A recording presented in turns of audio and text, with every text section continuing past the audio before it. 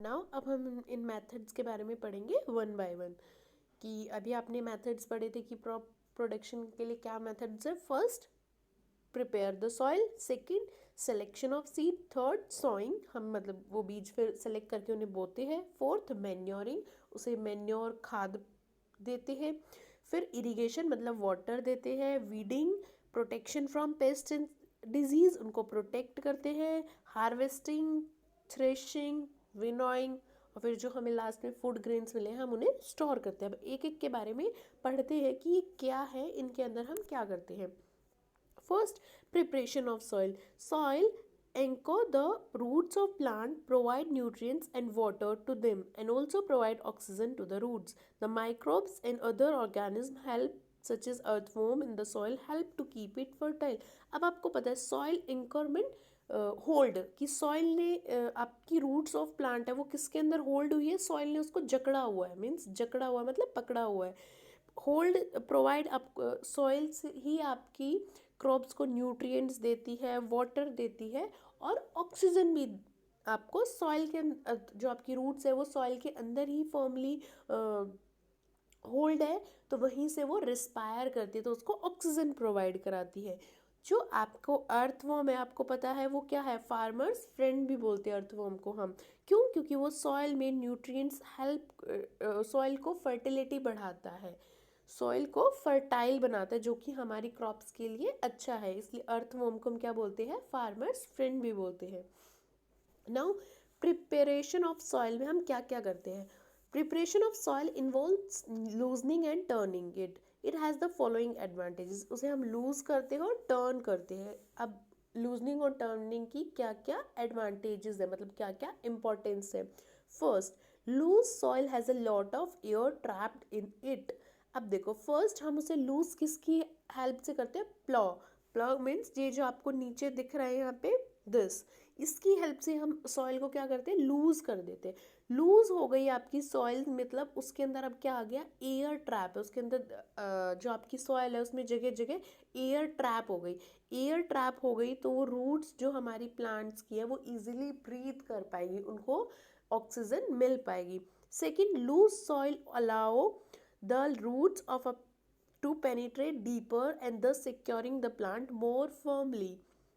अगर आपकी soil loose है तो जो आपकी रूट्स है क्रॉप की या प्लांट की, वो डीप पर मतलब ज़्यादा अंदर तक जा पाएंगी रूट्स में, और जो आपका क्रॉप है वो अच्छी तरीके से जकड़ लेंगी उसको, मतलब प्लांट को अच्छी तरीके से जकड़ लेंगी, वो जल्दी से गिरेगा नहीं।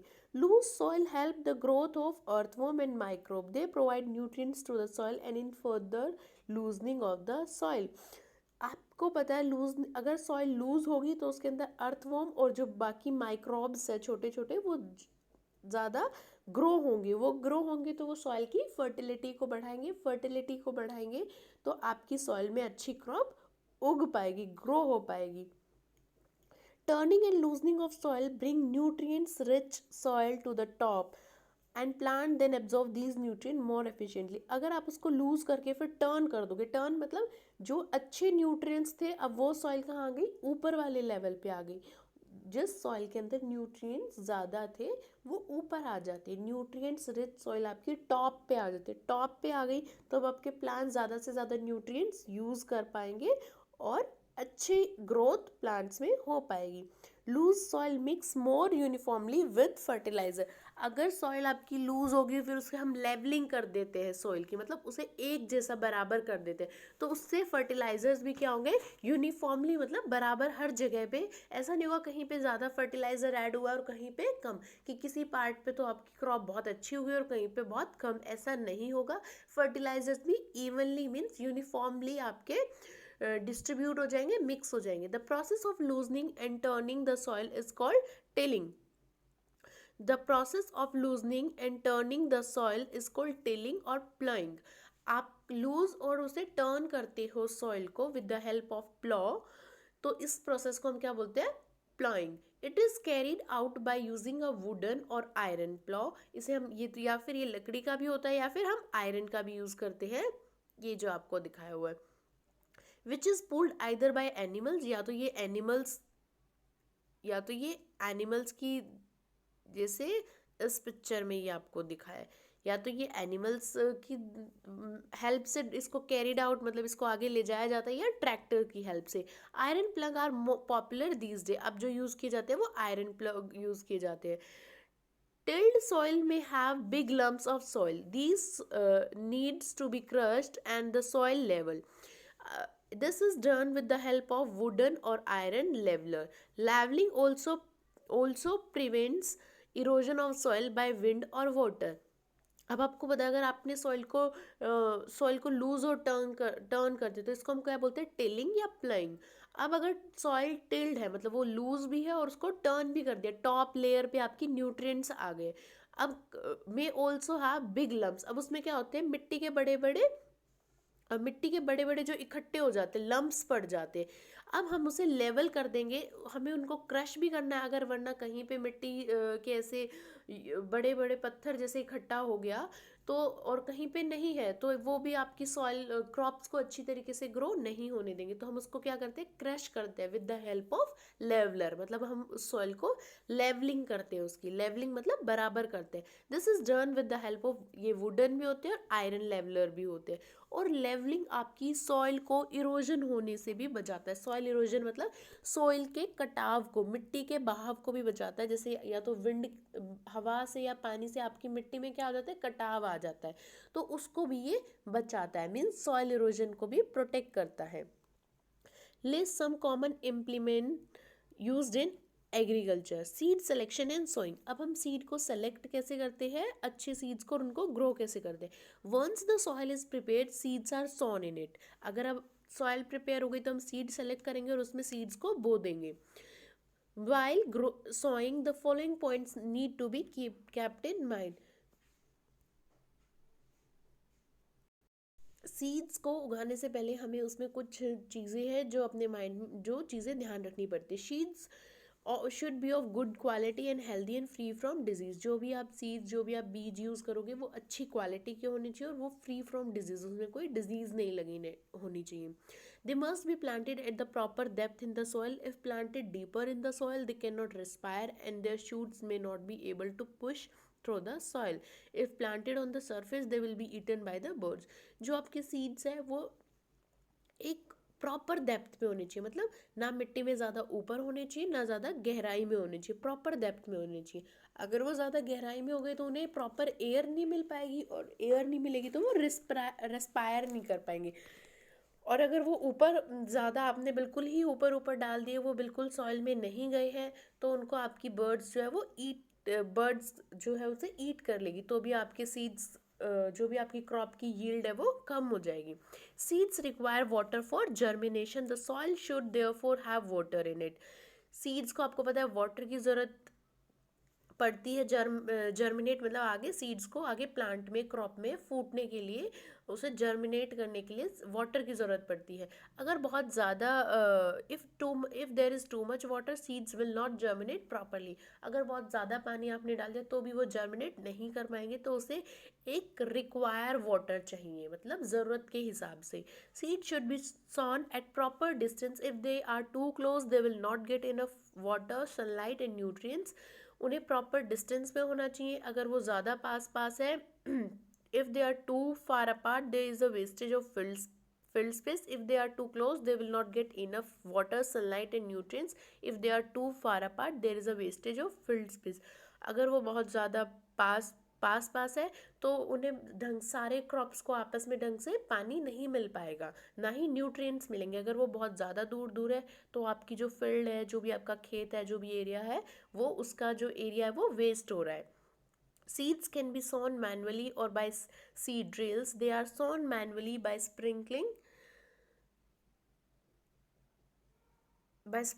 them into the soil by hand. This process is called broadcasting. आपके सीड्स दो तरीके से हम बोते हैं, या तो आप अपने मैनुअली मतलब हाथ से उन्हें स्प्रिंकल कर दो, और इस स्प्रिंकलिंग जो हम हाथ से करते हैं, इसको हम, इस मेथड को हम क्या बोलते हैं, broadcasting. It has the disadvantage that seeds are evenly distributed in the field. इसकी एक डिसएडवांटेज यह भी है कि ये अनइवनली डिस्ट्रीब्यूट होते हैं, मतलब कहीं ज़्यादा और कहीं पे बहुत कम. A seed drills has a funnel shaped opening leading to the long tubes. It is attached to a plow. Seeds are put into a funnel. अब ये हम ब्रॉडकास्टिंग मतलब हाथ से स्प्रिंकल ना करने की बजाय सीड ड्रिल्स यूज़ करते हैं. सीड ड्रिल्स में क्या होता है, एक फनल टाइप शेप होती है जिनमें एक लंबी सी ट्यूब होती है जिनमें हम अपने सीड्स डाल देते हैं और इनको हम प्लाव से अटैच कर देते हैं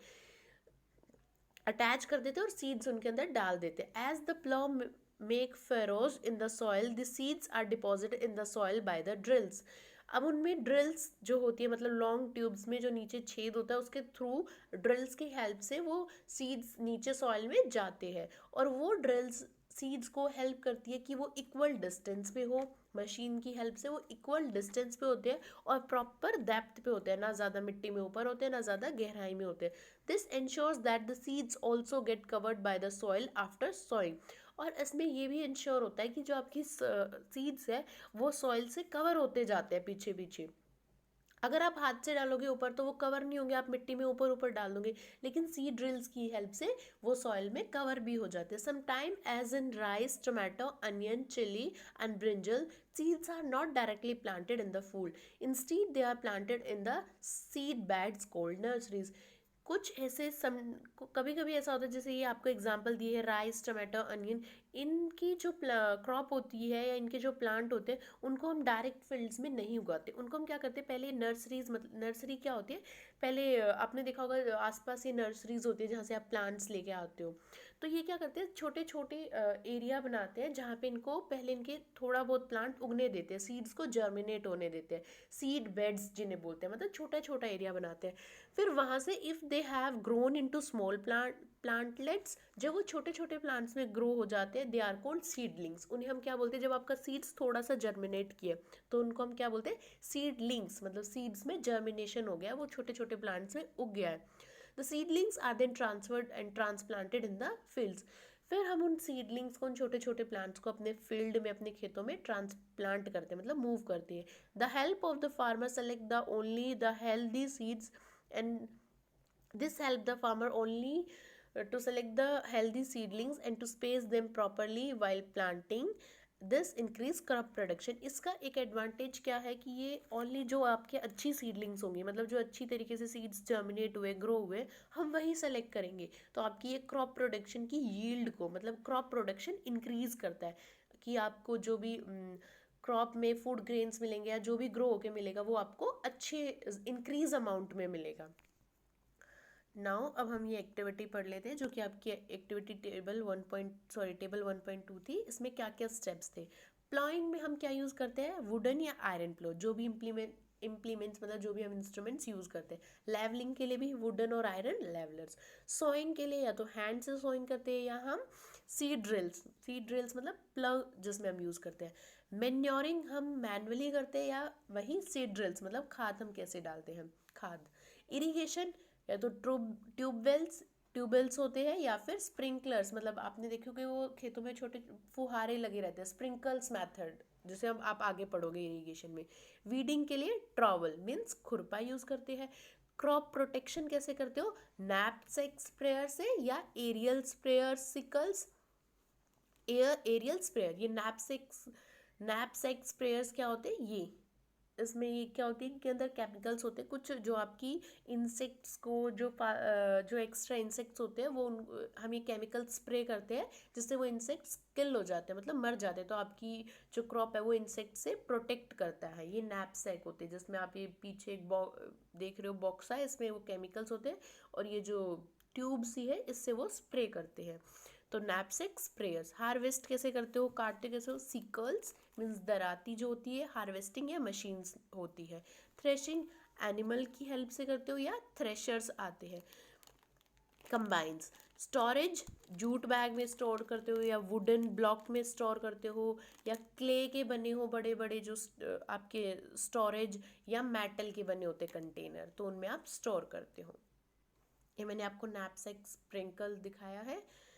activity 1, to separate healthy seeds from unhealthy ones. अगर आपको ये देखना है कि कौन से हेल्दी सीड और कुछ नहीं, तो एक आप किसी भी बीकर में या किसी में पानी लो, उसको पानी से आधा भर लो, अब उसमें सारे सीड्स डाल दो। जो आपके हेल्दी सीड्स होंगे उनमें क्या होगा, कुछ वेट होगा, तो वो नीचे की तरफ डूब जाएंगे, नीचे पानी में डूब जाएंगे। और जो आपके डैमेज्ड होंगे वो हल्के होंगे सीड्स, तो वो ऊपर पानी में फ्लोट करेंगे, मतलब ऊपर पानी में रह जाएंगे। और जो अच्छे सीड्स होंगे वो आपके नीचे पानी में डूब जाएंगे, तो आप ऊपर वाले सीड्स को रिमूव कर सकते हो और नीचे के आपको हेल्दी सीड्स मिल गए। Now let us discuss these oral question. Agriculture deals with plants not with animals, do you agree, give reason. क्या एग्रीकल्चर में हमारे प्लांट्स आते हैं, एनिमल्स नहीं होते? नहीं, हमने स्टार्टिंग में ही पढ़ा था कि एग्रीकल्चर क्या होता है आपका, जो ग्रोइंग क्रॉप्स और रियरिंग ऑफ एनिमल्स के बारे में डील करता है, मतलब इसमें एनिमल्स भी होते हैं। तो ये स्टेटमेंट आपकी फॉल्स है। Name three crops that are name three crops that are classified as cereals and three that are classified as pulses। अब आपको 3 सीरियल्स के एग्जाम्पल देने और 3 पल्सेस के एग्जाम्पल देने। सीरियल्स मीन्स अनाज में क्या क्या आता है आपका, पैडी, वीट, मेज। और पल्सेस में क्या क्या आता है, peas, grams and beans. Third, if a crop is sown in June and harvested in October, what will be what will it be classified as, rabi और खरीफ। जो जून में उगाई जाती है और अक्टूबर के टाइम में जिसकी कटाई होती है वो कौन सी क्रॉप होती है, खरीफ क्रॉप्स। रबी क्रॉप्स अक्टूबर में उगती है और मार्च अप्रैल में उनकी कटाई होती है। तो ये किसका एग्जाम्पल है, खरीफ क्रॉप का। It is necessary to loosen the soil by ploughing before sowing it, why it is necessary to level the soil after ploughing. आपने अभी पढ़ा था कि हम सॉइल को लेवलिंग क्यों करते हैं, क्योंकि सॉइल में बड़े बड़े लम्ब्स हो जाते हैं, सॉइल इकट्ठी हो जाती है, तो उनको क्रश करने के लिए हम लेवलिंग करते हैं, ताकि हमारी और ये इसका क्या एडवांटेज होता है, हम क्यों क्रश करते हैं, क्योंकि ये सॉइल के कटाव को बचाता है, मतलब सॉइल को इरोड होने से बचाता है, सॉइल इरोजन को प्रिवेंट करता है। Seeds are often grown in nurseries and then transplanted to the field. What is the advantages of this? अभी ये ऊपर आपने पढ़ा था कि नर्सरीज में हम इनको उगाते हैं और फिर हम इन्हें फील्ड में ट्रांसप्लांट करते हैं। तो इसकी क्या एडवांटेज है, तो इसकी क्या एडवांटेज है कि ये फार्मर को हेल्प करता है हेल्दी सीड्स को चूज़ करने में। जो हेल्दी सीड्स है, जो हेल्दी सीडलिंग्स है, आपकी सीडलिंग्स नॉट सीड, जो हेल्दी सीडलिंग्स है मतलब छोटे छोटे प्लांट्स हैं, फार्मर उनको चूज़ करके अपने फील्ड में उगाएगा। और जो हेल्दी नहीं है, जो अच्छे नहीं है, उनको यूज़ नहीं करेगा, तो उसका स्पेस भी बचेगा और क्रॉप की प्रोडक्शन को भी इंक्रीज़ करेगा, अच्छे क्रॉप प्रोड्यूस होंगे। सो नाउ आप लोगों का आज का होमवर्क है कि आपको यहाँ तक का चैप्टर बहुत अच्छे से पढ़ना है। Go through the chapter properly, बहुत अच्छे से, छोटी छोटी चीज़ें, छोटी छोटी डेफिनेशंस अच्छे से पढ़नी है। And tomorrow we will discuss your next topic, manuring and further, कि हम मैन्योरिंग कैसे करते हैं, इरिगेशन क्या करते हैं, इन सब के बारे में पढ़ेंगे। तो आपको यहाँ तक का टॉपिक अच्छे से रीड करना है।